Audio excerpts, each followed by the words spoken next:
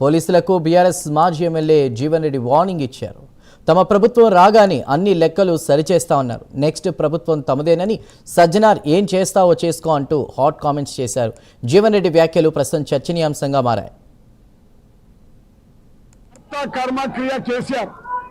తెలంగాణ జాతిపిత, తెలంగాణ అనే పదం ఈ రాష్ట్రం రావడానికి, భారతదేశ పదంలో తెలంగాణ రాష్ట్రం అనేది ఉండడానికి కర్త కర్మ క్రియ కేసీఆర్. అట్లాంటి నాయకుడికి నోటీసులు ఇచ్చి విచారణ చేయడం అంటే, నాడు దేశానికి స్వాతంత్రం తెచ్చిన గాంధీజీకి ఎట్లయితే బ్రిటిష్ నోటీసులు ఇచ్చిన విధంగా ఉంది ఈ యొక్క ప్రక్రియ అని చెప్పి సందర్భంగా తెలియజేస్తున్నా. ఈ తెలంగాణ జాతిపిత, తెలంగాణ గాంధీజీ అయినటువంటి కేసీఆర్ గారికి ఇలా సిపి సజ్జనార్ ఆయన నోటీసులు ఇచ్చిన విధానం చూస్తూ ఉంటే దేశ చరిత్రలో ఏ రాష్ట్ర ముఖ్యమంత్రికి ఇయ్యలే.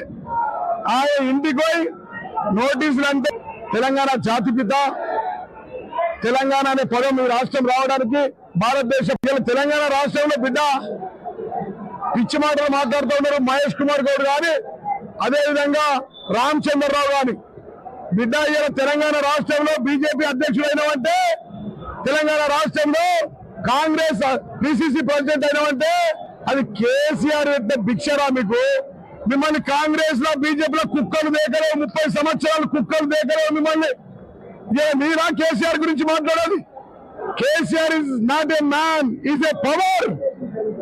ఆయన యొక్క current, KCR is a fire. ఆయన 500 kV సబ్ స్టేషన్, పక్కన హరీష్ రావు, కేటీఆర్ గారు 3 ఫేజ్ల కరెంట్.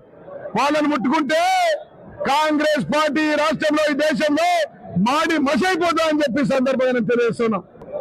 పిచ్చి పట్టి తెలంగాణ రాష్ట్రాన్ని తెచ్చి 35 జాతీయ పార్టీలు ఒప్పించి, ఆ రోజు కాంగ్రెస్ సోనియా గాంధీ మెడలు వంచి తెలంగాణ వచ్చిన కేసీఆర్ కు, father of the Telangana KCR ను ఆయన కట్టిన సెక్రటరియట్ లో వండుకుంటూ రేవంత్ రెడ్డి, ఓటుకు నోటు అసలు దొంగ నువ్వు.